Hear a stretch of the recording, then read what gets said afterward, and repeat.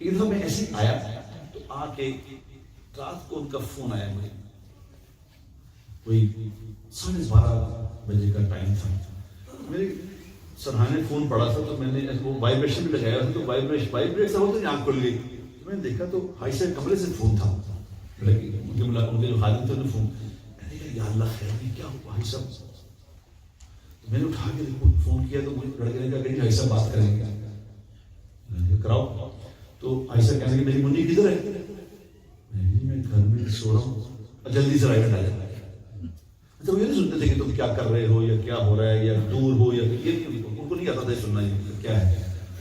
میں نے کہا جی وہ ابھی 12:30 بجے ہیں تو 3 بجے تو فجر ہے، تو میں فجر پہ نہ آ جاؤں.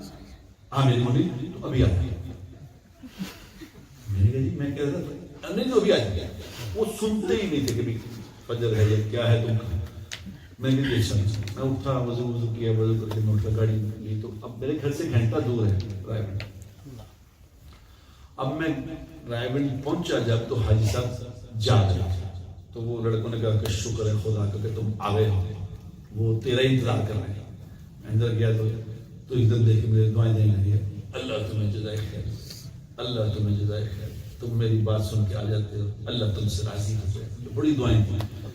تو میں نے کہا جی آپ نے یاد فرمایا ہوگا تم کل آئے تھے نا، کل آئے تھے میں جان مجھے تم سے بات کرنی بھول گئی. دیکھو بات دراصل یہ ہے کہ جو کچھ بھی ہوتا ہے وہ اللہ پاک کی ذات علی سے ہوتا ہے، اللہ کے سوا کسی سے کچھ نہیں. میں نے جی بالکل ٹھیک ہے. کہنے بھائی یہی بات کرنی تھی، ذرا تم جاؤ.